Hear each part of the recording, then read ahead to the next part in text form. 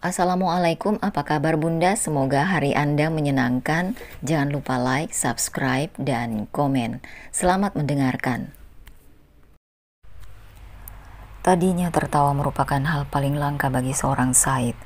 Bahkan sekedar sehelai senyum pun jarang terlukis di sudut bibir remaja yang terperangkap dalam jiwa anak-anak tersebut. Namun selepas kedatangan Widya, lambat laun ia mulai bisa tersenyum. Awalnya hanya seminggu sekali, lambat laun frekuensinya naik menjadi 2 hingga 3 kali dalam seminggu. Itu terjadi setelah Widya memiliki program rutin untuk Said, yakni mengajaknya berolahraga di halaman rumah sesaat usai matahari keluar dari peraduan. Meski gerak motoriknya lambat, remaja bongsor tersebut teramat menikmati rutinitas olahraganya. Demi membuat Said tertawa riang, Widya tak sungkan mengajak putra sulung majikannya bermain sepak bola. Bagi perempuan bertampang manis itu, bermain bola selalu menghadirkan rangkaian kenangan menggelikan. Sore harinya ia akan ikut bermain sepak bola di ujung dusun.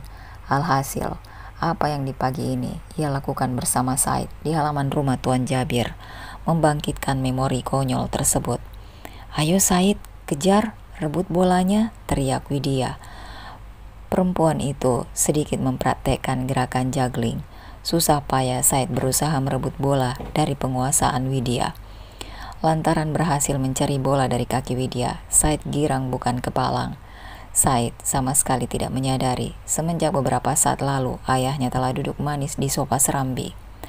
Sepasang matanya fokus menatap layar laptop. Ya, Jabir memang tengah menggarap suatu pekerjaan maha penting, membuat presentasi yang hendak ia sampaikan di depan putra mahkota kerajaan Dubai. Demi mulusnya proyek sepenting itu, Jabir yang perfeksionis enggan mempercayakan pembuatan naskah kepada sekretaris. Sialnya, tatkala Jabir tengah berkonsentrasi, pekerjaan besar tersebut tiba-tiba sebuah bola plastik melambung ke arahnya menghantam gelas kopi di atas meja. Tanpa ampun kopi dalam gelas bertangkai itu pun muncrat lantas tumpah di atas permukaan meja, seiring gelas yang terpelanting tepat di samping laptop. Yang bikin seorang Jabir murka seketika tumpahan kopi panas itu menyiram papan tombol laptopnya. "Maaf Tuan, ini semua salah saya," ucap Widya. Namun lelaki gagah dengan lengan kekar itu sama sekali tak menimpali permohonan maafnya. Ia justru melotot ke arah Said. Sejurus berselang tangan lelaki bertinggi badan itu mengepal erat sebuah bogem mentah. Ia lepaskan ke muka Said. Dasar bocah bodoh tak berguna. Dengan batin dilingkupi ketakutan, buru-buru Said berlari ke belakang Widya. "Silakan pukul saya Tuan. Saya yang salah bukan Said," ucap Widya. "Pantang bagiku memukul perempuan," sahut Jabir. Suara baritonnya terdengar datar dan dingin. "Maaf Tuan, kalau Anda enggan memukul perempuan, karena ia merupakan makhluk yang lemah. Tidak semestinya pula Anda memukul Said, sebab ia tak sanggup membela diri." Justru itu aku memukulnya agar ia mengerti makna tanggung jawab, agar ia tidak terus-menerus menjadi lelaki manja yang membebani orang lain. Widya tak lagi menimpali sebab bagaimanapun, tatkala pembantu berdebat, selalu saja majikan yang menang. "Maaf Tuan, apakah saya perlu mengganti kopi Anda yang tumpah?" "Tidak perlu. Kalau begitu biar saya bersihkan bekas tumpahannya Tuan." Kali ini Jabir mengangguk, tapi moodnya terlanjur berantakan. Ia pun mengambil laptop satu lagi dengan ukuran sedikit lebih kecil. Namun, baru saja ia menghidupkan komputer itu. Sial, aku lupa menyimpan file presentasi di flash disk. Lagi-lagi bocah idiot itu pangkal masalahnya. Mau tak mau, Jabir mesti menyusun naskah presentasinya dari awal. 4 hari kemudian, sepulang kerja, wajah Jabir tampak merah padam. Ia kecewa berat lantaran presentasinya gagal memikat hati putra mahkota Dubai. Alhasil perusahaan konstruksi yang dipimpinnya gagal mendapatkan proyek prestisius tersebut. Satu yang terlintas di pikiran lelaki itu, Said lah biang kerok dari kegagalannya ini. Kontan remaja polos itu tersentak. Sialan, gara-gara bocah idiot ini aku gagal dapat proyek dari putra mahkota. Lelaki berbadan kekar itu kembali bersiap memukul Said, tapi kali ini Widya sigap berlari. "Minggir kamu Widya, tak ada gunanya kamu melindungi bocah bodoh ini." "Apa-apaan ini? Mengapa tahu-tahu ada keributan di kamar cucuku?" Tiba-tiba terdengar suara Hadijah dari bingkai pintu. Jabir gegas menurunkan tangannya yang tengah mengangkat penggaris stainless. "Apa yang telah kau lakukan pada putramu, Jabir? Dengar baik-baik, amati, gara-gara ulah si idiot presentasiku berantakan sehingga perusahaanku gagal mendapatkan proyek dari putra mahkota." Seketika Hadijah menghela napas panjang, lantas mengempaskannya perlahan. "Barangkali memang belum rezekimu, Jabir, tapi apapun alasannya, tidak layak engkau menyakiti Said." Jabir berdecak kesal, melempar penggaris berbahan baja ringan ke atas meja. "Kalau saja dulu aku menuruti saran dokter untuk mengaborsi bayi idiot ini, mungkin kondisi sekarang akan jauh lebih baik," gerutu lelaki itu. "Jabir," bentak Hadijah. Di sisi lain tanpa berucap sepatah kata lagi, Jabir gegas berlalu meninggalkan kamar Said. Sementara Said tenggelam dalam isak tangis sembari tiada henti memeluk Widya. Susah payah Widya dan Hadijah membujuk dengan berbagai cara agar remaja bongsor itu berhenti dari tangisnya. Usai hampir setengah jam larut dalam seduh sedan, akhirnya tangis Said terhenti. Hanya mulutnya yang masih menganga berulang-ulang. Dengan nafas tersengal, Widya lantas membimbing Said menuju spring bed. Pria 18 tahun yang wajahnya masih seperti anak kecil itu menurut saja tatkala pengasuhnya meminta ia rebahan di atas tempat tidur. "Entah dengan cara apa lagi aku mesti menasehati Jabir," Hadijah berucap lirih. Kali ini Widya terpasung dalam diam, tak tahu mesti menimpali bagaimana. Dulunya Jabir memang bersikeras untuk menggugurkan Said sewaktu ia masih berwujud janin. Kenapa begitu, Waktu itu, Nak Sofia, istri Jabir yang tengah hamil, divonis dokter mengalami anemia akut. Dokter lantas menawarkan satu di antara dua pilihan pada anak dan menantuku itu. Memilih melanjutkan kehamilan dengan resiko nyawa Sofia tak tertolong, atau mengaborsi jabang bayi dalam kandungan. Sofia sungguh seorang wanita yang tegar. Tanpa ragu sedikit pun ia menolak tawaran dokter untuk mengaborsi janin yang dikandungnya. Tatkala dokter menjelaskan bahwa melanjutkan kehamilan sangat berisiko baginya, Sofia menjawab mantap, hidup dan mati seorang mutlak di tangan Allah. Tapi tak demikian halnya dengan Jabir, ia tiada henti mendesak istrinya. Tapi lagi-lagi Sofia begitu kuat menggenggam prinsip. Pada akhirnya persalinan menantuku berjalan lancar. Prediksi dokter sebelumnya meleset. Namun untuk prediksi satu lagi, perihal kondisi Said yang sangat mungkin akan mengalami keterbelakangan mental, ternyata memang terbukti di kemudian hari. Sofia sendiri dengan anemia yang dideritanya masih sanggup bertahan hingga 12 tahun berselang, hingga melahirkan seorang bayi perempuan cantik bernama Hafsah. Lalu sehari usai Hafsah menjejak umur 7 tahun, anemia benar-benar merenggut nyawa menantuku. Hening sesaat, demikianlah sampai dalam satu kesempatan Widya menempelkan punggung tangan kanannya ke kening Said.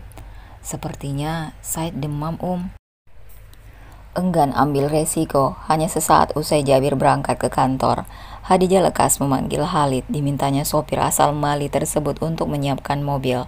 Saat itu juga mereka membawa Said ke rumah sakit. Kini Widya duduk di sebuah kursi samping ranjang, tempat Said tergolek lemah. Bibi, bibir Said berucap lirih memanggil Widya. "Bibi, jangan pergi." Mendengar permintaan Said, bucahan harum memenuhi rongga dada Widya. Hanya 3 kata memang, namun bagi Widya, 3 kata sederhana yang barusan terucap dari bibir Said menghadirkan satu perasaan tersanjung dalam dirinya. 5 hari lamanya Said dirawat. Selama itu pula tak sekalipun Jabir menjenguk. "Amati, aku lagi banyak pekerjaan. Udah ada Widya yang menunggu. Kenapa aku mesti menjenguk?" Akhirnya Hadijah malas untuk kembali mengingatkan. Beberapa hari kemudian, usai Jabir mengobrol, Jabir lantas memanggil Hadijah ke ruang tamu. Kepada sang ibunda, Jabir memperkenalkan perempuan. "Perkenalkan amati, ini Larissa." Keduanya lantas bersalaman. Larissa bahkan mencium pipi kanan dan kiri Hadijah bergantian. Sepintas Hadijah menilai Larissa sebagai sosok perempuan yang sopan.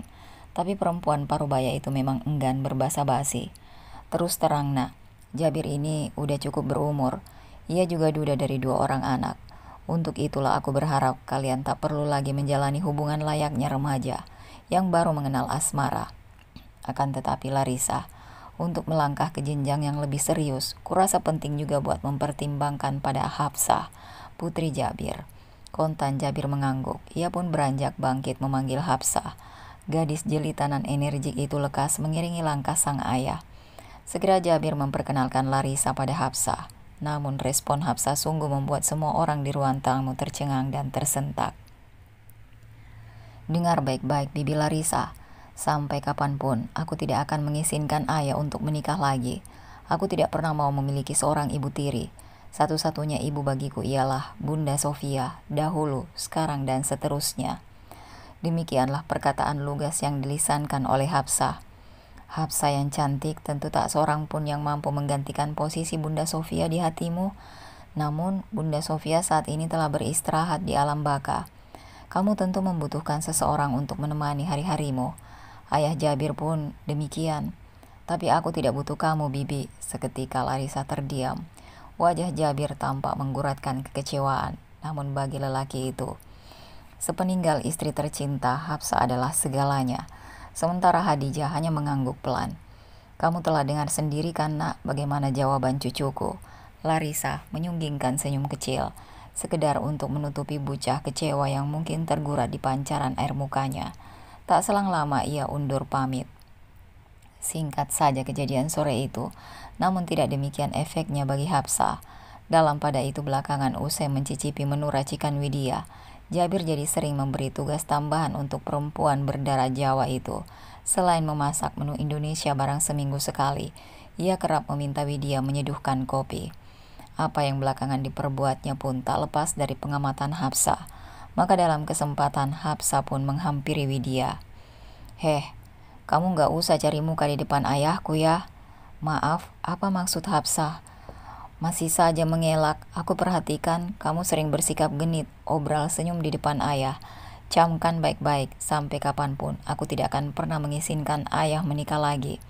Takkan ada seorang pun yang mampu menggantikan kedudukan Bunda Sofia di hatiku. Oh, soal itu maafkan aku, Hafsah. Aku memang terbawa kebiasaan di Indonesia.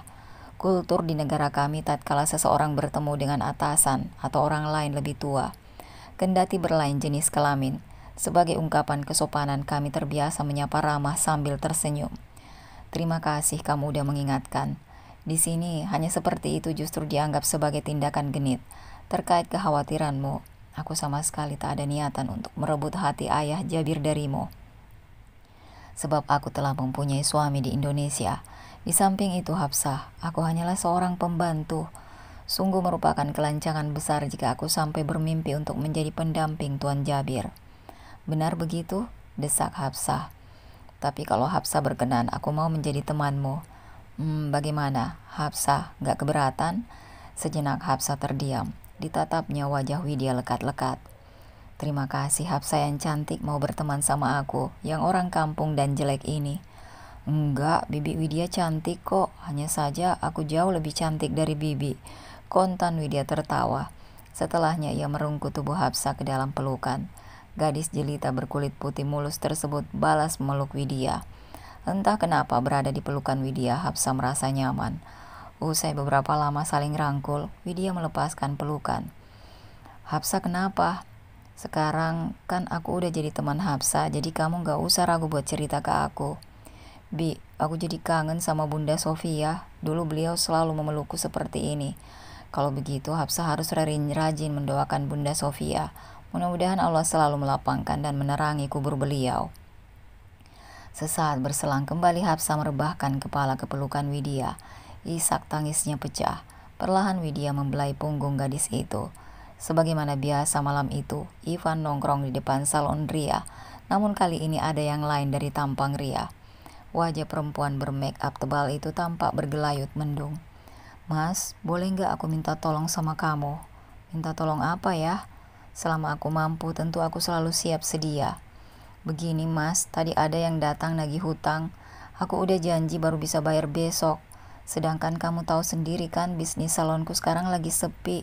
Kira-kira bisa nggak kalau aku pinjam 2 juta ke kamu? Sejurus Ivan terdiam.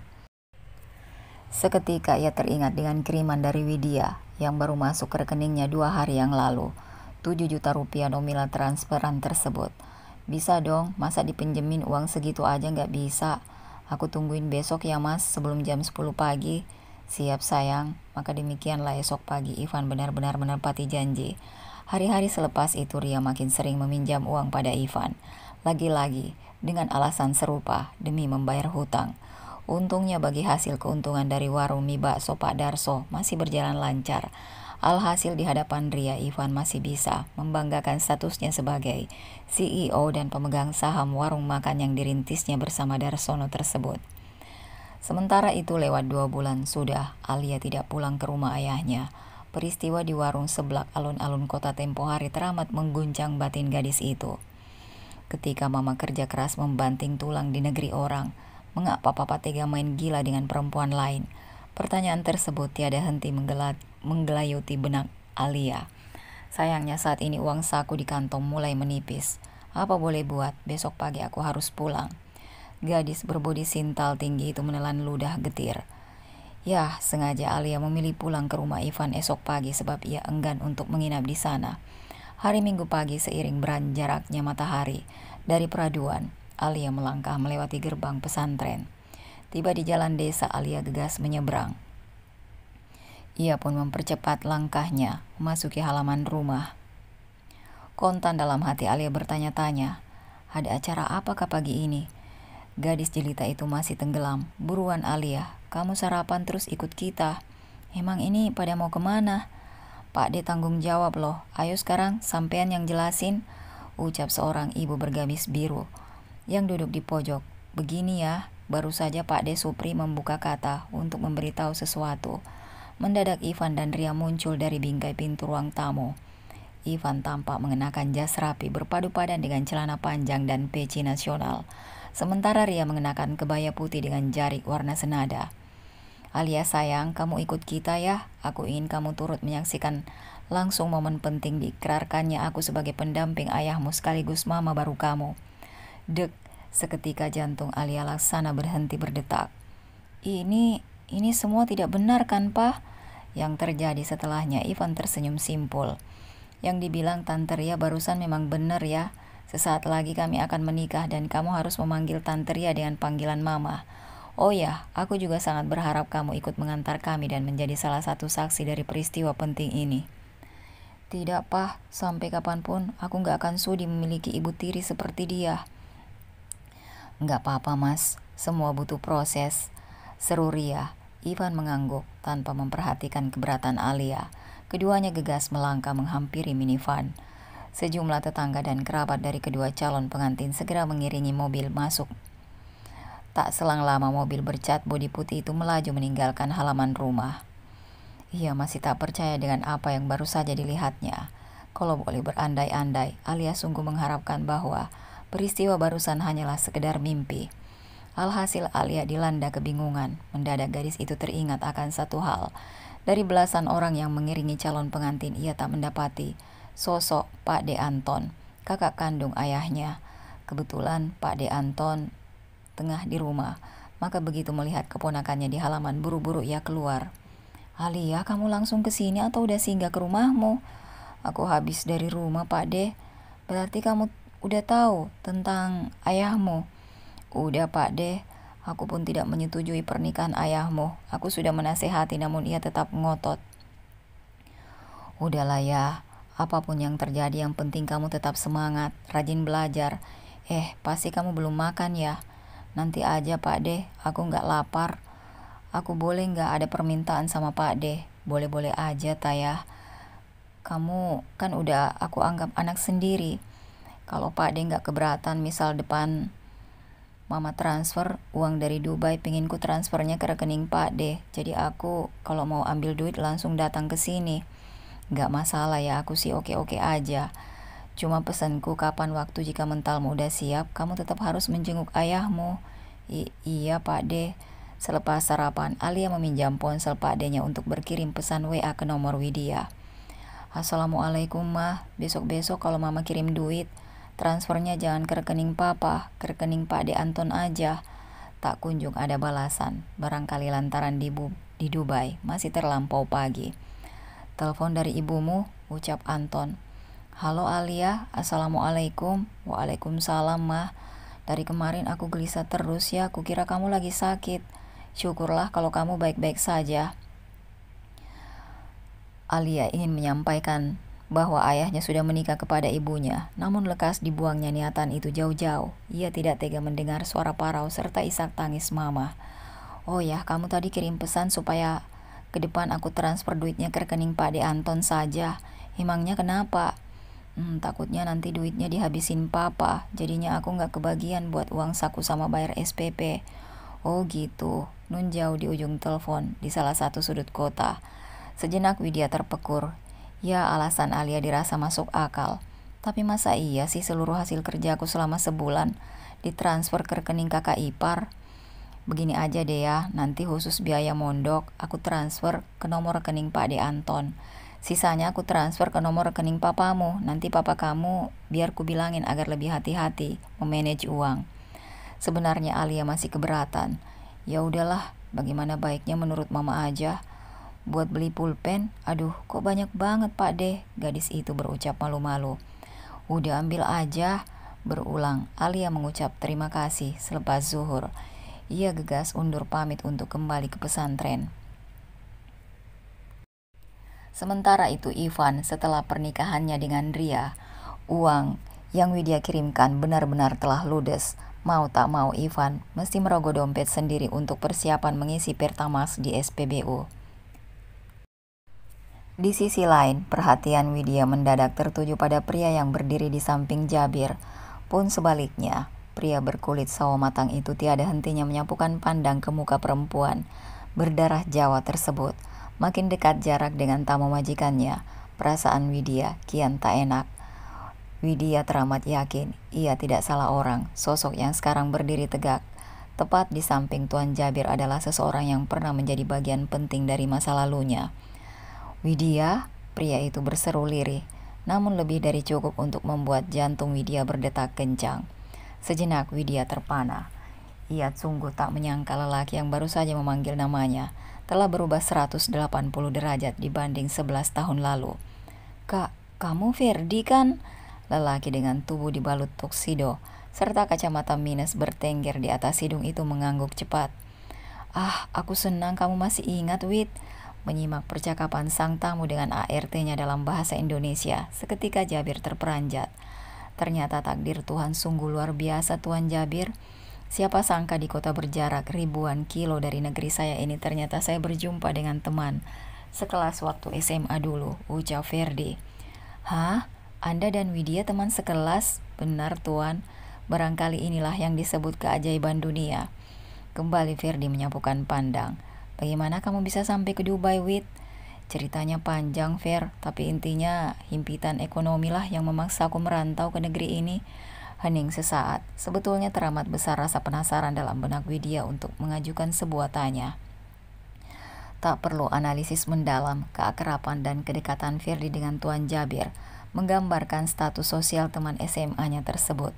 Untuk itulah Widya ingin tahu asal muasal perubahan drastis dalam hidup seorang Ferdi.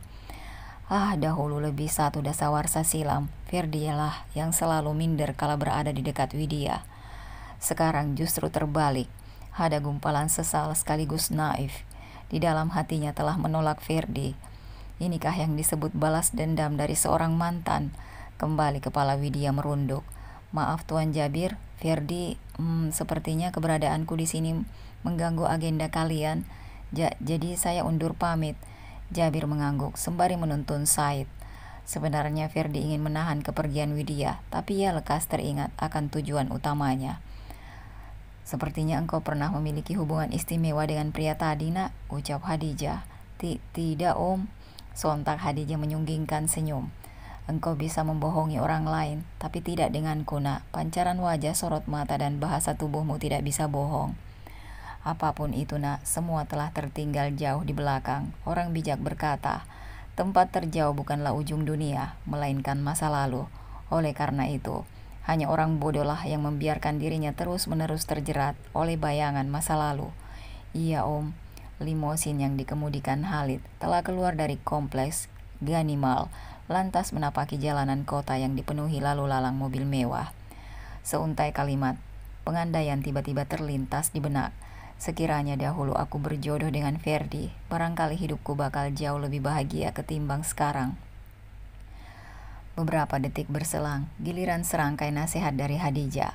Hanya orang bodoh lah yang terus-menerus terjerat oleh bayang-bayang masa lalu. Widya menghela napas berat. Sementara itu hampir tengah malam, Pak Haryo duduk termenung di ruang tamu. Belum tidur, Pak. Mak Halimah menatap suaminya. Katanya gak enak badan, lah kok malah kesini? Ya gimana lagi, habis aku gak bisa tidur. Wajah Pak Haryo kian mengguratkan cemas, belakangan istrinya memang gampang sakit. Dari kabar angin yang ia dengar hingga saat ini Widya belum tahu perihal Ivan yang telah menikah lagi. Oleh karenanya Widya masih rutin mengirim uang ke rekening Ivan. Dari rentetan deskripsi tersebut timbullah kecemasan hebat dalam hati Pak Haryo dan Mak Halimah. Jangan-jangan uang kiriman putrinya dari hasil memeras keringat di negeri orang hanya dihabiskan oleh bini muda Ivan untuk bersenang-senang. Nyatanya saat ini justru Mak Halimah lah yang sakit-sakitan gegara tiada henti memikirkan Widya. Menurutku justru sebaiknya kita segera memberitahu Widya perihal pernikahan Ivan dengan Ria. Jangan, Pak, takutnya apa? Aku yakin anak kita punya mental kuat, bahkan lebih kuat dari emaknya. Kontan Mak Aminah terdiam. Perlahan Pak Haryo meraih HP jadul. Loh, tengah malam begini telepon Widya. Tengah malam kan di sini. Waktu dulu Widya telepon kita dia pernah bilang bahwa di Dubai itu waktunya 3 jam lebih lambat. Tanpa menoleh ke arah Halimah. Saat itu Widya tengah merapikan mainan dan pakaian Zaid. Halo, suara Pak Haryo. Halo, HP Bapak dimatiin aja biar aku yang hubungi balik nomor jenengan, sahut Widya. Pak Haryo pun menurut. Mak sehat-sehat aja kan, Pak? Iya sehat ya. Sesuatu apa, Pak? Wid, suami kamu. Kenapa, Pak? Ada apa dengan Mas Ivan? Perasaan Widya mendadak tak enak. Ivan, suami kamu nikah lagi. Pelan saja kalimat itu terucap dari lisan Haryo, akan tetapi lebih dari cukup untuk membuat putrinya tersentak. Apa? Gak mungkin, Pak. Kemarin aku baru menghubungi Mas Ivan. Benar, Wid, Ivan telah nikah siri dengan seorang perempuan bernama Ria. Kali ini keterangan tambahan dari Pak Haryo sungguh membuat batin Widya mengalami nyeri tak terperi. Akal sehat perempuan itu susah untuk menolak. Yah, dilihat dari sisi manapun tak ada alasan kuat bagi Haryo untuk berbohong. Maka sesaat berselang Widya pun tenggelam dalam isak tangis. Widya, halo? Dari ujung telepon Pak Haryo terus memanggil-manggil putrinya. Beribu kilometer dari tempat Widya berbaring, serasa terisak Pak Haryo tampak menghela napas panjang. Selepas itu kondisi Mak Halimah kian membuat Pak Haryo dirundung cemas level dewa gara-gara pikiran perempuan itu makin terbebani. Di sisi lain nyari sepanjang malam Widya menangis. Ia masih tak percaya ternyata Ivan sanggup berbuat setega itu. Esok hari Widya tak lagi bersemangat menjalani tugasnya. Sembari menjaga Said, ia lebih sering melamun. Kamu lagi sakit, Nak? Tanya Hadijah. Enggak, Om. Atau mungkin lagi kangen suami di Indonesia? Terus terang mukamu pucat sekali, Nak. Agaknya kamu memang sedang kurang enak badan. Aku enggak apa-apa, Om. Aku baik-baik saja. Jauh di kedalaman hati, Widya berharap Hadijah lekas berlalu. Usai susah payah meyakinkan Hadijah bahwa ia hanya kurang tidur, barulah perempuan itu beranjak pergi. Dan bukan hanya Hadijah saja yang merasakan gelagat. Hafsah pun membaca gelagat itu. Kok sepanjang hari ini aku lihat Bibi sedih? Emang ada apa? Gak ada apa-apa, Hafsah. Bibi bohong. Kan tempo hari Bibi bilang katanya sekarang kita berteman. Gak begitu, Hafsah. Masalah orang dewasa itu terkadang rumit. Tapi aku bukan anak-anak. Aku udah besar, Bi. Lihat saja setahun lagi pasti tinggi badanku udah sama dengan Bibi. Apapun itu aku sangat berterima kasih pada Hafsah yang mau peduli sama Bibi. Itu karena aku sayang Bibi. Mendengar perkataan Hafsah, sepasang mata Widya mendadak berkaca-kaca. Apapun masalahnya Bibi harus kuat. Iya, Bibi janji akan kuat dan tegar menghadapi masalah Bibi. Ya, aku harus kuat. Ajaib, nasihat sederhana dari remaja 13 tahun itu. Laksana suplemen jiwa bagi Widya. Setelahnya Widya lantas mengucap tekad dalam diri untuk tidak lagi terus-menerus larut dalam kesedihan. Tanpa pikir panjang Widya gegas meraih ponsel. Kebetulan kala itu Haryo tengah berada di ruang tengah rumahnya. Alhasil begitu ponselnya memekik dan nama Widya terpampang di mini layar, buru-buru ia mengangkat gawai jadul tersebut. "Apa kabar, Pak?" sapa Widya. "Baik, Wid. Bagaimana kabar emak?" Sejurus Haryo menoleh kepada istrinya. "Halo, Wid. Kamu yang sabar ya. Emak khawatir banget sama kamu. Bagaimana keadaanmu di situ?" "Alhamdulillah, aku baik-baik saja, Mak." "Emak, gak usah khawatir. Sekarang aku udah gak sedih lagi. Yang penting emak jaga kesehatan di situ." Mendengar Widya berkata lancar tanpa ada kesan tertekan, bahagialah hati Mak Alimah. Beban berat yang selama ini mengimpit dada serta menindihnya tiba-tiba sirna. Benar memang kata orang, sejatinya obat pertama dan utama ialah pikiran jernih serta hati yang bahagia. Malam itu tak ada lagi air mata tumpah di pipi Widya sembari menatap langit-langit. Sebuah kalimat terucap. "Baik Mas Ivan, engkau berani hianat padaku, aku pun akan memberi perhitungan padamu." Sesungging senyum mendadak terkulum dari kedua sudut bibir hingga tiba-tiba ponsel Widya berdering. "Wid, ini aku Ferdi, kamu gak keberatan kan jika dalam minggu-minggu ini kita ketemuan? Ada sesuatu yang ingin ku sampaikan." Beberapa jenak Widya terguguh. "Ayolah Wid, sempatkanlah waktu sebentar, anggap saja kita mau reuni." "Jangan bodoh, saat ini Irfan tidak menganggap keberadaanmu, makanya dia nikah lagi tanpa meminta izin. Camkan baik-baik, ini adalah kesempatanmu untuk menebus kesalahan masa lalu, ketika engkau lebih memilih Ivan ketimbang Ferdi." Beberapa jurus Widya memejamkan mata. Kamu pikir Ferdi masih sendiri? Mana mungkin, lagian tidak pantas engkau membalas tindakan suamimu. Anak gadismu saat ini belajar di pesantren." Untuk kesekian kali Widya dilanda ragu. "Baik Fer, akan kuusahakan. Nanti kalau aku udah ada waktu luang di minggu-minggu ini, akan segera kukabari." Maka demikianlah akhirnya Widya memohon izin pada Hadijah agar diberi waktu barang 2 jam untuk bersua salah seorang temannya asal Indonesia. "Jangan minta izin ke aku, minta izinlah sama Zaid. Kalau dia memberimu izin silahkan pergi, kalau tidak kamu boleh ajak dia." Legalah hati Widya, kalau Bibi pergi, aku ikut. Alhasil tak ada pilihan bagi Widya. "Majikanku kasih izin pada hari Minggu besok Fer, tapi aku harus mengajak putra Tuan Jabir yang berkebutuhan khusus dalam pertemuan kita nanti." "Oke, gak masalah, kita bertemu di Mumtazah Kowah, kafe di sebelah timur Ganimal, pukul 9 pagi. Duduk menghadap kursi di sudut ruangan, Ferdi tampak mengulas senyum lebar. "Widya," Ferdi berseru, yang dipanggil lekas menoleh. "Terima kasih udah mau ketemuan sama aku, Wid." "Sama-sama, Fer. Mau pesan apa? Apa aja lah asal bukan kopi." "Mango passion fruit." "Boleh." "Kalau dia, samain aku aja." Ferdi gegas menghampiri salah seorang pelayan. "Kamu tahu nomorku dari Tuan Jabir?" Aku masih gak nyangka ternyata takdir kembali mempertemukan kita di sini. Sayang, posisi kita tak lagi sama seperti dulu." "Jelas gak sama lah, aku cuma ART di sini sedangkan kamu..." "Bukan begitu, Wid. Maksudku saat ini engkau telah berkeluarga." Kembali hening.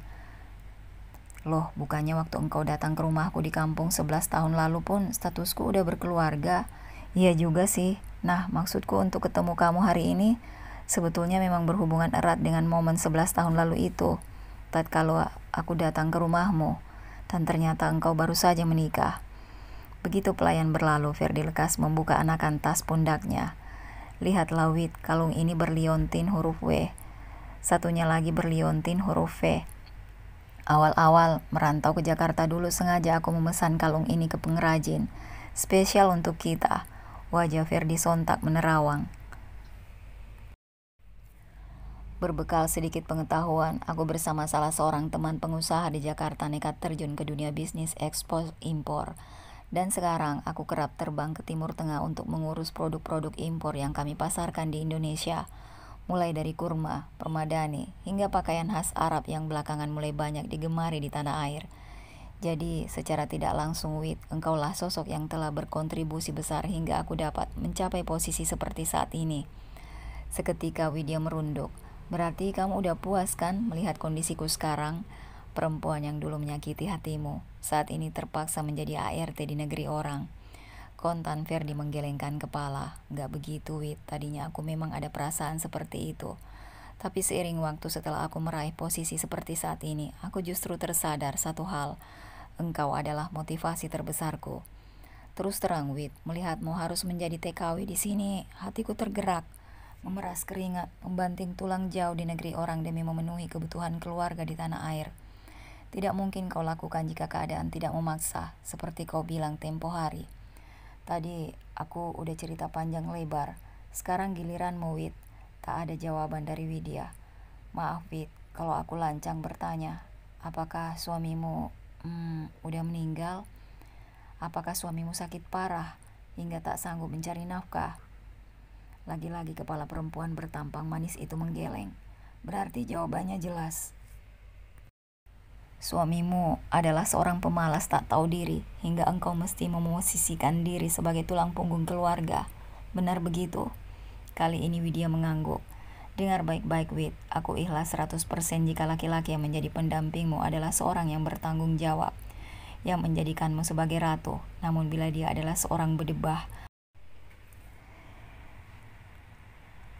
yang memaksamu menjadi babu, aku tidak pernah ikhlas barang sedikit pun.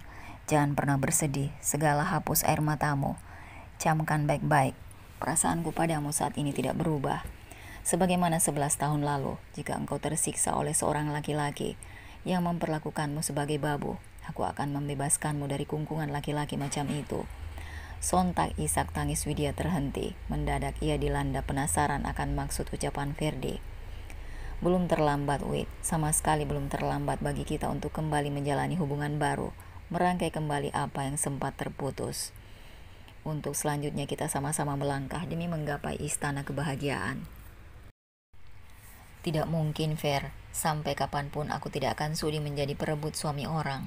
Seketika Ferdi tertawa. Emang suami siapa yang hendak kau rebut? Kontan Widya terperanjat.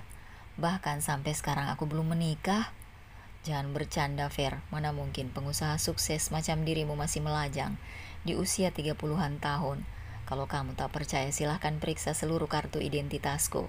Sekarang silahkan kau ingat-ingat waktu aku datang ke rumahmu 11 tahun silam. Aku pernah bilang sama ibumu, Bu, doakan aku agar kelak berjodoh dengan perempuan sebaik Widya. Lalu Ma'alimah pun mengaminkan.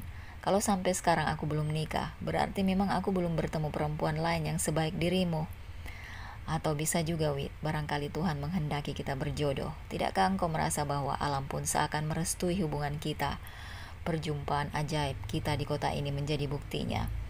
Sudahlah, Wid, jangan engkau rendahkan dirimu untuk terus-menerus diperbudak oleh lelaki pemalas tak tahu diri itu. Perkataan Ferdi barusan laksana peluru tajam yang menembus dada. Namun untuk mengiyakan begitu saja tawaran dari Ferdi pun bukan perkara gampang. Maaf, Fer, kaulah selama ini aku telah salah jalan dengan memilih Mas Ivan sebagai pendamping. Bukan berarti aku akan mudah membuka hati bagi laki-laki lain. Oke, itu artinya engkau mengakui bahwa Ivan bukanlah sosok yang tepat bagimu. Selebihnya, aku gak akan memaksamu. Semua butuh waktu, butuh proses. Tapi untuk yang satu ini kuharap engkau tak keberatan. Terimalah kalung ini, Wid. Sekali lagi, aku mohon maaf, sebab baru bisa menyerahkannya sekarang. Kontan batin Widya dilingkupi gamang. Satu lagi, aku memiliki tawaran. Tawaran apa? Menurutku, engkau berhak mendapatkan pekerjaan yang jauh lebih baik ketimbang sekedar menjadi ART. Kebetulan perusahaanku di Jakarta tengah membutuhkan staf administrasi. Aku terikat kontrak dengan Tuan Jabir, minimal aku harus bekerja selama 2 tahun di rumah beliau. Soal itu kamu gak usah khawatir, biar aku yang akan melobi. Mendengar argumen Ferdi, bucahan harum membalut batin Widya. Sejurus kemudian wanita itu menatap polos wajah Said yang duduk manis. Untuk saat ini aku gak bisa ninggalin dia, Fer. Dia pun gak mau pisah dariku. Aduh, Wid, demi karir dan masa depanmu, kamu gak boleh terjebak dalam perasaan melo begitu. Awal-awalnya mungkin kamu gak tega, tapi aku yakin itu hanya soal waktu aja kok. 2 atau 3 minggu, kamu akan langsung beradaptasi dengan ritme pekerjaan yang baru. Sekali lagi aku ucapkan beribu terima kasih atas perhatianmu, Fer. Tapi maaf, buat sekarang ini aku memang belum bisa menyambut niat baikmu. Apa boleh buat, aku menghargai keputusanmu.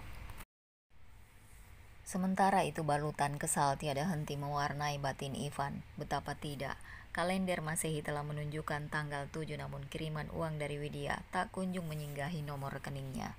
Padahal biasanya transferan dari Widya selalu masuk rekening antara tanggal 1 atau 2, paling lambat tanggal 3. Di sisi lain, Ria terus merengek, mengeluhkan debt kolektor dari sejumlah koperasi simpan pinjam yang mulai ramai berdatangan ke salonnya. Ayolah mas, bagaimanapun caranya engkau harus bisa membujuk Widya. Terus-menerus didesak istri mudanya. Lagian siapa juga yang suruh ngutang segala, giliran waktunya mencicil bingung kan? Kok jadi nyalahin aku sih mas? Asal kau tahu aja ya, aku ngutang itu untuk mengembangkan bisnis salon yang sedang kurintis. Demikianlah Ria begitu lihai meyakinkan sang suami. Akhirnya Ivan pun memutuskan menghubungi Widya. Ada apa mas? Kamu nggak lupa kan Wid, kalau awal bulan sudah lewat? Emang udah lewat? Lah, emang kenapa? Kok kamu belum transfer duit sih? Udah kok mas, jatah Alia udah aku transfer ke rekening mas Anton. Terus, kenapa jatahku belum kau kirim? Loh, mas Ivan kan sekarang ada bisnis bareng Darsono. Harusnya untuk kebutuhan sehari-hari mas mengambil bagi hasil keuntungan bisnis tersebut. Aduh Wid, bagi hasil yang kudapat nggak seberapa. Tolonglah sekarang kamu transfer uang ke rekeningku. Hening sesaat. Jauh di kedalaman hati Widya mengumpat. Mas Ivan, selama ini kan aku rutin kirim uang ke kamu. Masa nggak ada sisanya sama sekali? Namanya juga duit. Sekarang laju perekonomian nasional tengah melambat. Justru itulah mas, aku berpikir lebih baik uang hasil kerja aku di sini aku sendiri yang simpan. Kalau ditransfer ke kamu, seringnya habis tanpa ketahuan rimbanya. Tolonglah Wid, kamu transfer barang sedikit saja. Enggak mas, kalau begitu kamu benar-benar istri durhaka.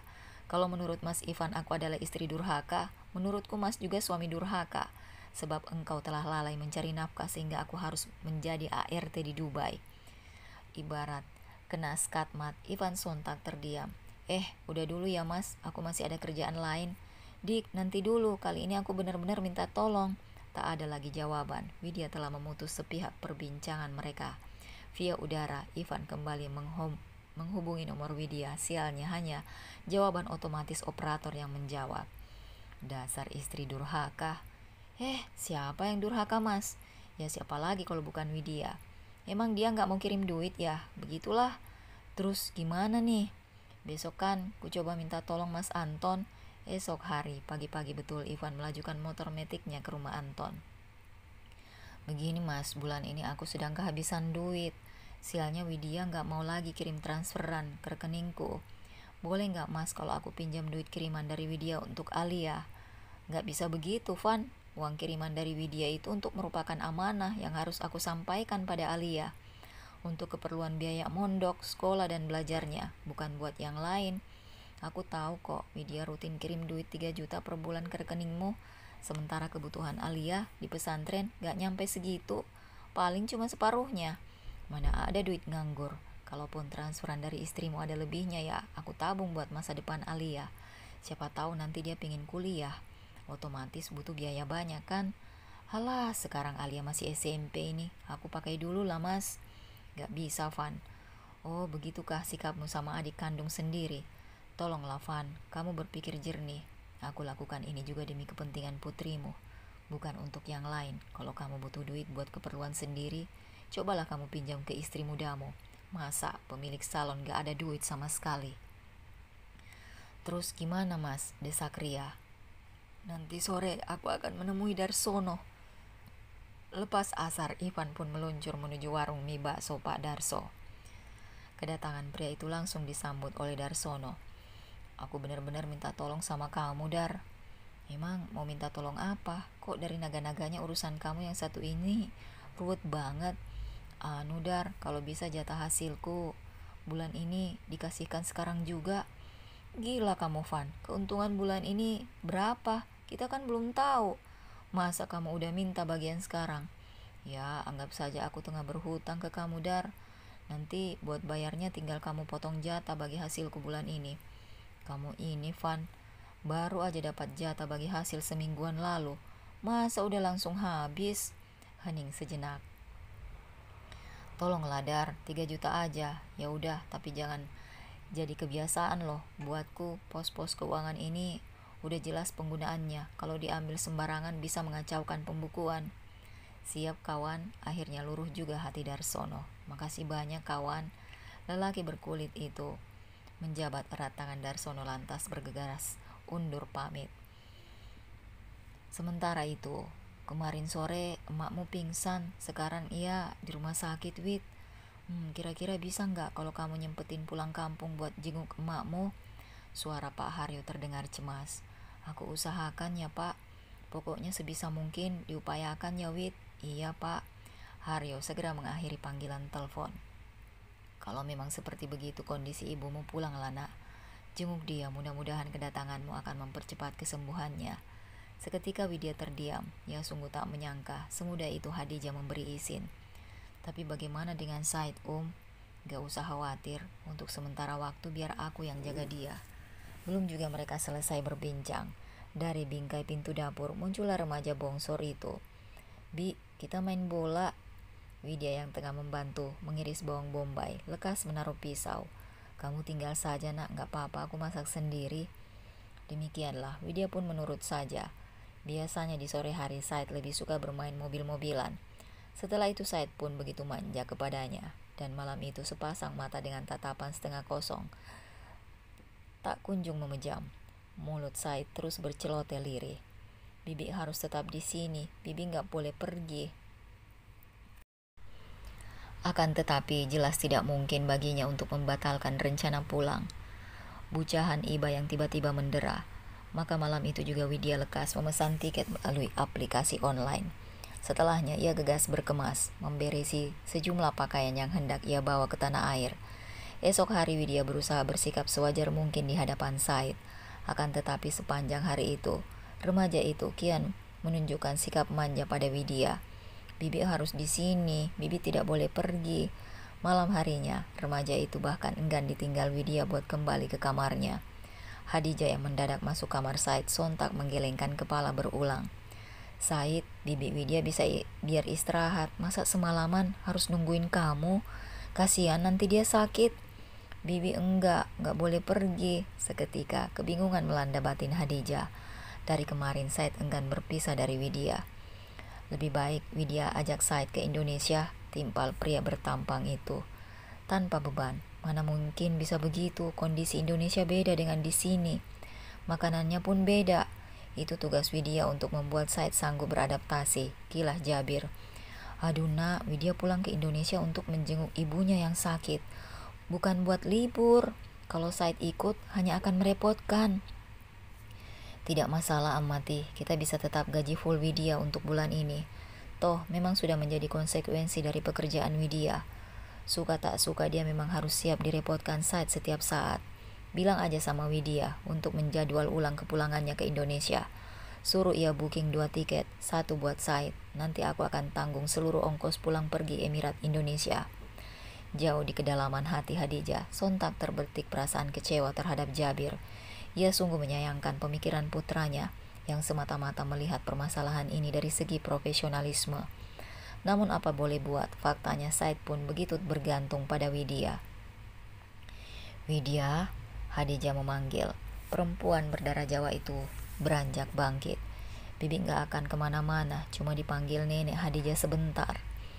Jabir menyarankan agar kamu menjadwal ulang kepulanganmu ke Indonesia. Cukup diundur sehari. Sekalian kamu pesan tiket juga buat Said. Sejurus Widya terdiam. Saya pribadi gak keberatan mengajak Said, Tapi yang saya khawatirkan, Said mungkin kurang cocok dengan makanan Indonesia. Sementara di sisi lain saya harus menunggu ibu saya di rumah sakit. Kurasa lebih sulit bagi seorang Said untuk menjalani hari-hari tanpamu ketimbang beradaptasi dengan makanan baru. Baik aku akan berusaha menjaga Said. Sontak terpancarlah kelegaan dari air muka Hadijah. Bibi enggak boleh pergi. Dengar baik-baik Said. Lusa sebelum subuh Bibi Widya harus pergi ke bandara untuk terbang ke Indonesia. Bibi gak boleh pergi. Bibi Widya harus tetap pergi, tapi kamu jangan khawatir. Kamu boleh ikut ke Indonesia. Mendengar itu kontan terlibirlah senyum lebar di wajah Said.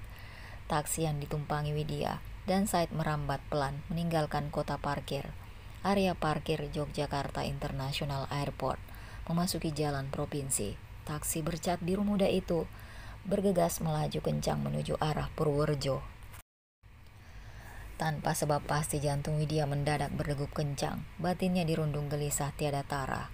Selang 45 menit taksi berbelok ke kanan. Begitu menatap tenda bertiang besi di halaman, sontak Widya tersentak. Di bawah atap tenda, berapa orang terlihat sedang menata kursi plastik. Acara apakah yang baru saja berlangsung di rumah orang tuanya? Perempuan berwajah manis itu membayar ongkos kemudian melangkah turun dengan diiringi Said. Sedikit tergopoh Widya berjalan menapaki halaman berlantai tanah merah. Sembari menuntun Said, Widya langsung menuju Serambi, menghampiri Pak Haryo yang duduk di lesehan di atas gelaran tikar. Lekas Widya menjabat tangan Haryo. "Siapa yang jaga emak di rumah sakit, Pak?" Pria 6 dasawarsa di hadapannya tak kunjung menjawab. "Kenapa kamu baru datang sekarang, Wid? Emakmu telah meninggal dini hari tadi dan baru saja dimakamkan." Seketika Widya terkesiap. Perlahan bulir-bulir bening luruh membasahi pipi. Perasaan sesal kontan membaluri batinnya. Pesawat yang ia naiki dari bandara take off pukul 4:30 waktu setempat.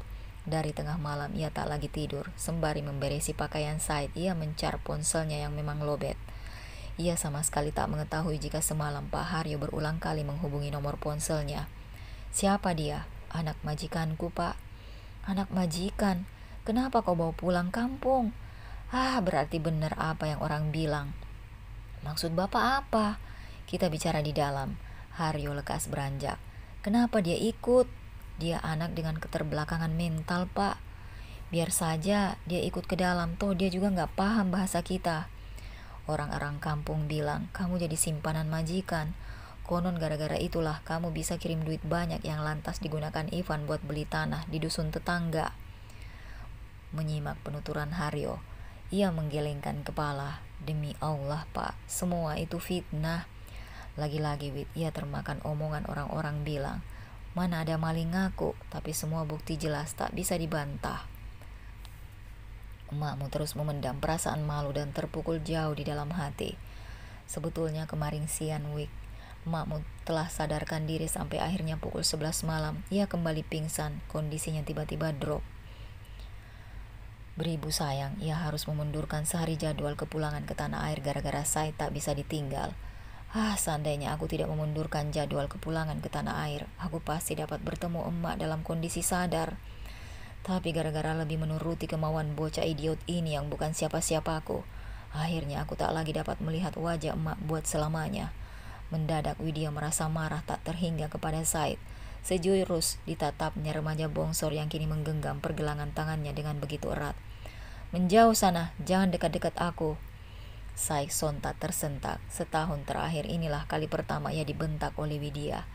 Di sisi lain gumpalan sesal dan perasaan bersalah terlanjur melingkupinya. "Gara-gara kamu aku jadi terlambat pulang. Coba kamu gak ngotot ikut aku pulang, tentu aku bisa menemui ibuku dalam kondisi masih bernafas." Telunjuk tangan kanan Widya menuding wajah Said. Di sudut ruang tamu, 3 ibu-ibu tetangga yang tengah menghitung uang santunan terlihat saling berbisik. Itu anak majikannya kok dibikin nangis sama Widya. Namanya juga ibu sama anak tiri, biasalah begitu. Yang bener aja ibu tiri, emangnya hubungan dia sama majikan udah resmi." "Kamu bisa diam gak?" bentak perempuan itu. Namun sedu-sedan Said tak kunjung reda. Sejurus Alia melempar pandang ke arah Said. Melihat tampangnya yang khas Timur Tengah, gadis jelita itu langsung bisa menebak. "Kenapa dia, mah?" "Gak tahu dia memang nakal." "Ayo jangan nangis, malu udah besar." Ajaibnya seketika Said terdiam. Sejenak Alia berlalu, lantas kembali lagi dengan membawa beberapa lembar tisu yang ia ulurkan ke tangan Said. Sejurus memperhatikan wajah polos dengan tatapan kosong. "Mas Muka, siapa namamu?" Said menjawab dengan suara lirih. Alia gegas mengajak putra sulung majikan mamanya itu bermain di luar. Gadis itu menuju ruangan dapur, mengambil sepotong kue bolu dan diberikan kepada tamu istimewanya dari Arab. Said. Batang kali dia kembali ke ruang tamu lewat arah yang berlawanan denganku. "Mama gak lihat Said?" "Loh, tadi bukannya sama kamu?" "Iya, tadi aku ajak jalan di belakang. Aku tinggal sebentar buat ambil kue bolu. Waktu aku balik udah gak kelihatan." Mereka terus memanggil remaja itu. "Maaf Pak, tadi lihat cowok 18 tahun, bajunya bongsor pakai baju lengan pendek." Mbak Widya, kapan sampai?" "Belum genap sejam Pak." Sampean lihat bocah tadi nggak? Oh ya, yang tampangnya Arab. Benar pak, tadi dia lari ke sana mbak, ke arah ladang tebu. Oh di situ, memasuki kawasan ladang tebu, pandangan Widya menumbuk punggung seorang remaja. Tak salah lagi, Said, Said, bukannya berhenti atau memperlambat langkah, remaja itu justru mempercepat langkah. Pada saat bersamaan, kendati nafasnya tersengal, Said terus berlari. Awas Said! Sayang semua telah terlambat, pengendara motor yang panik gegas menginjak pedal rem. Namun roda depan terlanjur menubruk tubuh Said. Ya Allah, kenapa kamu mesti kabur segala Said? Aku yang salah, Bibi minta maaf ya. Bibi minta maaf, tangis Said kian kencang. Sakit kakiku sakit. Maaf bu, aku gak sengaja, habis dia nyebrang gak lihat-lihat dulu. Dia memang mengalami keterbelakangan mental pak, aku gak menyalahkan siapa-siapa. Tapi sepertinya angkel kakinya patah mbak. Sontak Widya melempar pandang ke kaki kanan Said. Bagusnya dibawa ke sambung tulang aja mbak. Si penubruk gegas menghentikan sebuah motor sport yang tengah melintas. Tolong aku angkat dia ke pinggir mas. Alia, kamu balik ke rumah, minta tolong sama kakek untuk mencarter mobil tetangga. Gadis jelita itu mengangguk. Aku antar ya, biar cepet. Di tengah kegundahan batin Widya, malam harinya di rumah Pak Haryo diadakan acara tahlilan, memperingati hari 7 hari wafatnya Ma'alima. Di ruang tamu setelah tahlilan usai, mereka duduk bersebelahan dengan wajah saling menunduk. Kenapa nggak kasih kabar ke aku dulu kalau mau pulang kampung, Dik? Kan aku bisa jemput di bandara. Enggak, soalnya aku mau langsung ke rumah bapak. Ya udah berarti besok pagi kamu ke rumahku. Rumahmu yang mana, Mas? Ya itu yang di dusun sebelah yang belum genap setahun berdiri. Loh, itu kan dibeli dari uang hasil kerja kerasku di Dubai. Kok bisa-bisanya engkau klaim sebagai rumahmu? Karena faktanya sertifikat tanah tersebut memang atas namaku bukan atas namamu. Mendengar jawaban Ivan, perasaan geram memenuhi rongga dada Widya. Tapi apa mau dikata, nasi di ketel terlanjur berkerak.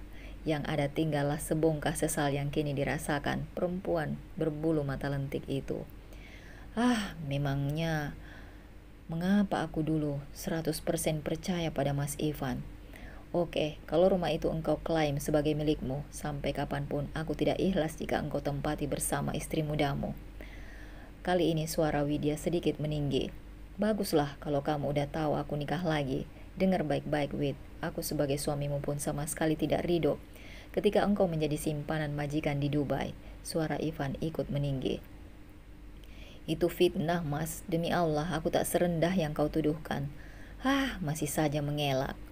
Oh jadi inikah siasat busukmu demi mendapatkan persetujuan dari orang-orang sekeliling atas pernikahanmu dengan istri kedua tanpa seizinku, dengan cara memfitnahku begini. Tidak pantas kamu cari ribut sama istrimu di rumah ini. Ingat Van, para tetangga baru saja adain tahlilan di sini. Masa habis tahlilan langsung adu mulut? Seketika Ivan berdecak kesal. Tiba di rumah ia langsung disambut tatapan masam seorang Ria. Gimana kondisi Widya sekarang mas? Tambah glowing ya? Enggak juga, lebih glowing kamu. Terus kapan kira-kira mas menceraikan dia? Aku kasihan sama Alia, Ri. Untuk sementara waktu biarlah kita jalanin seperti ini dulu. Sekarang aku kasih tawaran ke kamu mas, pilih aku atau Widya. Sontak batin Ivan dilingkupi kebingungan. Genap seminggu kepulangan Widya ke Indonesia, Jabir dan Hadijah makin dilanda gusar. Mungkin Widya sedang sibuk nak. Sesibuk apapun dia harusnya bisa menyisihkan sedikit waktu untuk menghubungi kita. Oke, besok aku akan datang ke kantor agensi yang menyalurkan Widya. Sejurus Hadijah mengerutkan kening. Emang untuk apa engkau bertanya soal alamat Widya di Indonesia? Aku hendak menyusul Said. Apa? Menyusul Said ke Indonesia? Engkau nggak bercanda kan? Mati demi seorang Said. Mana mungkin aku bercanda?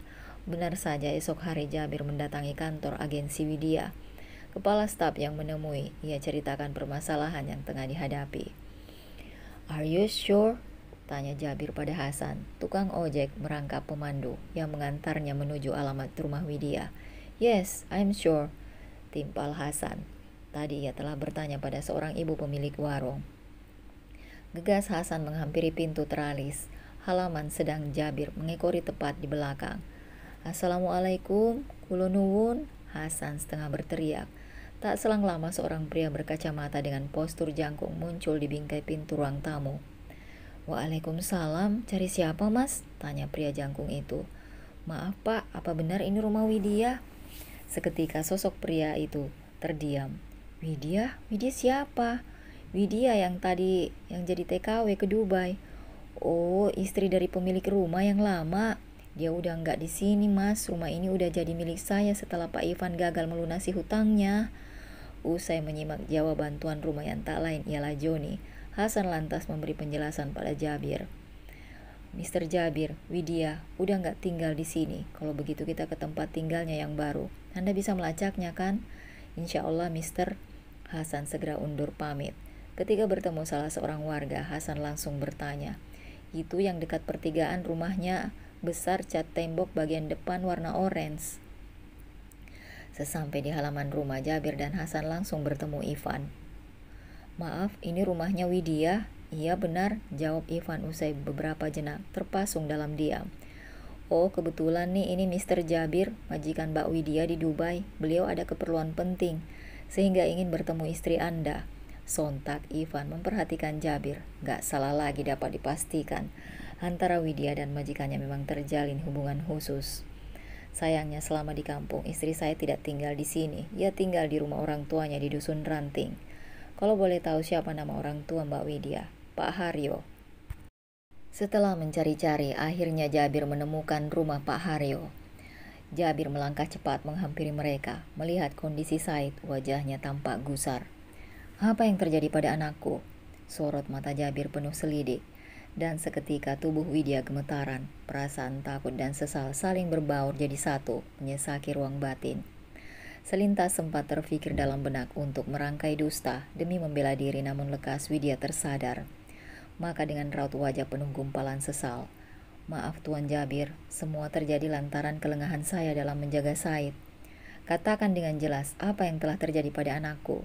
Seminggu lalu kami baru saja tiba di rumah ini. Saya begitu terkejut Tuan, mendapati banyak orang di sini. Begitu mendengar kabar bahwa ternyata ibu saya telah meninggal, saya pun syok dan sedih luar biasa. Oleh sebab itulah saya jadi kurang fokus dalam menjaga Said. Akibatnya saya tidak tahu ketika Said tiba-tiba pergi dari rumah ini. Saya cari dia kemana-mana hingga akhirnya saya dapati Said berjalan menuju jalan besar. Lalu tiba-tiba sebuah motor menubruknya.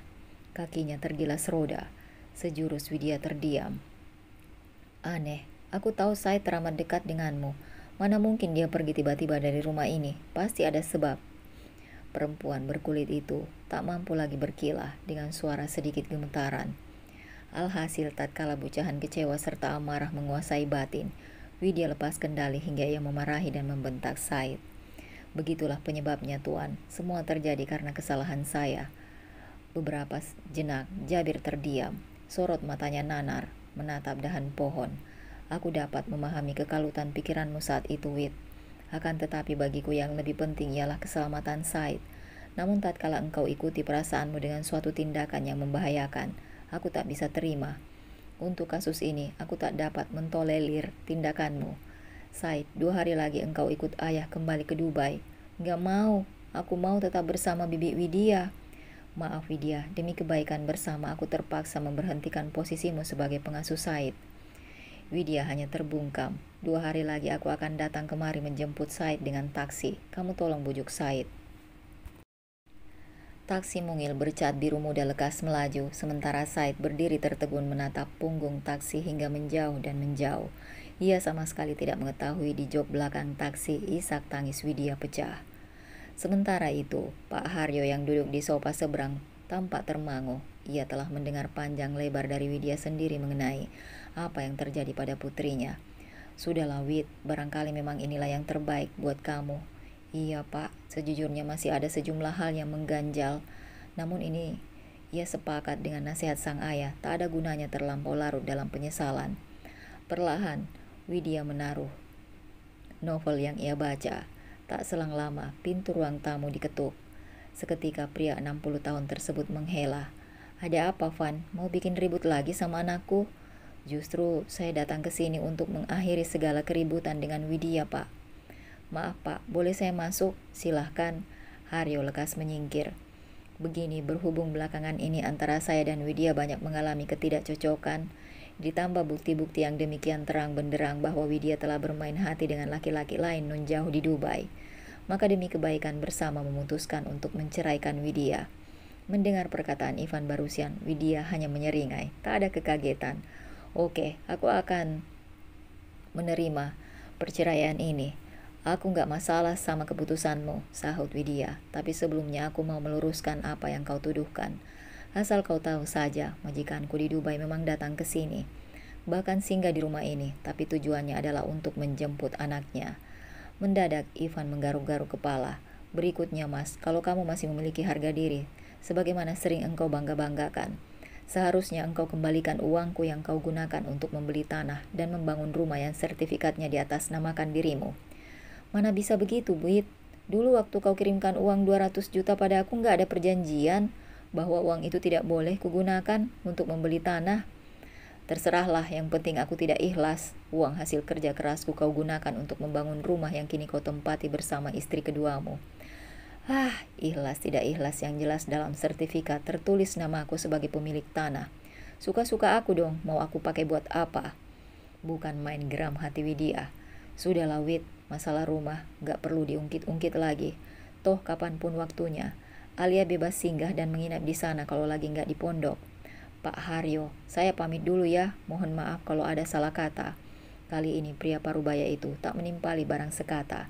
Sama halnya dengan Widya, ia bukan tersinggung soal keputusan Ivan menceraikan putrinya. Namun ia tak terima terhadap ulah seorang Ivan yang telah menipu Widya. Apa nggak sebaiknya kita sewa alat berat untuk meratakan rumah yang dibangun Ivan Wid? Usul Haryo. Kurasa cara-cara macam itu nggak elok pak. Lagian, sertifikat tanah tempat rumah itu dibangun memang atas nama Ivan. Bisa-bisa kitalah yang justru dituntut balik. Ya udahlah kalau begitu. Biar nanti Gusti Allah dengan caranya memberi peringatan pada Ivan. Widya mengangguk pelan. Usai sidang perceraian di pengadilan agama resmi, sudah kini Widya menyandang status janda.